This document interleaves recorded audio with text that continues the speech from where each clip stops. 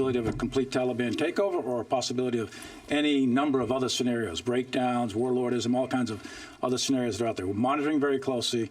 I don't think Political analyst Zmaryalai Abasin, who joins us live from Kabul.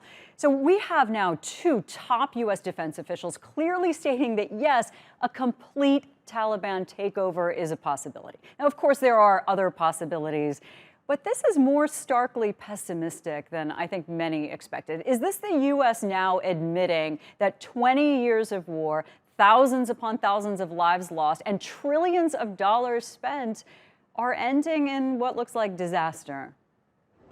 Hello, Michelle. Well, we have already been seeing a change in the United States approach toward Afghanistan issues. The government in Kabul and the Taliban, now have different definitions for the United States strategically. They have reached an accord with Taliban regarding peace and settlement between Taliban and United States. Look, when we were approaching an agreement between United States and the Taliban in January 2019, the Taliban's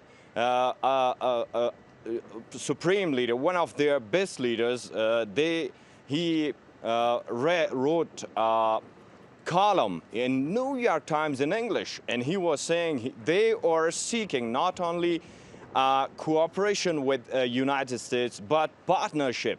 It has a lot to say. And at the same time, when we see Doha Accord, there are things that have already been saying us a lot of things. For example, the United States is telling the Taliban, do not issue passport, ID cards, and other things to the people who are against the interest of United States, which they mean the terrorist groups and individuals.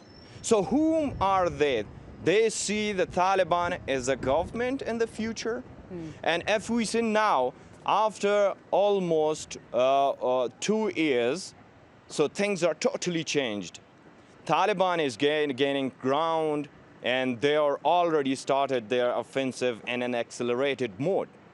And now, these were the Eid days, which is third day today, and it seems like a calm before the storm. Right. It means that Taliban will start an unprecedented approach towards their offensives in Afghanistan. So that would be a tough time for the country, and of course there will be a lot of challenges on the ground for Afghanistan national security forces. Yeah, the U.S. And officials said that. United States, its approach toward Taliban is now not terroristic, as Mark Milley said. Yes. Yeah, and those officials also said that. Let's see what happens after Eid, and they sounded worried.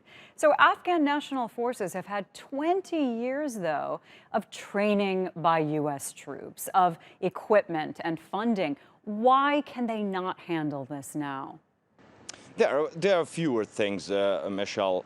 When we see Afghanistan, we face or we see the nightmare that we have already seen in 1919s when Dr. Najibullah's government was collapsing.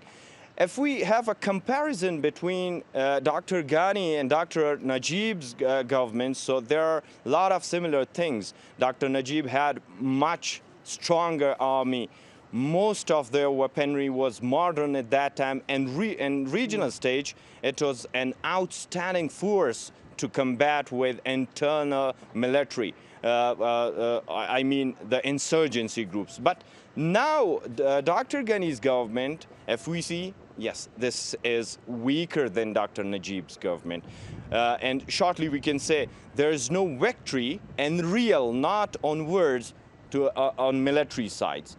But the Taliban, they have a lot of capabilities now. They have the same team of commanders, and they are thinking things strategically. And as Mark Milley said, it's a momentum for them.